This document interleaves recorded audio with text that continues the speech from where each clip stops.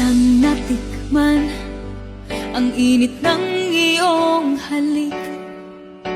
Akala ko narating ko na ang ulap sa langit.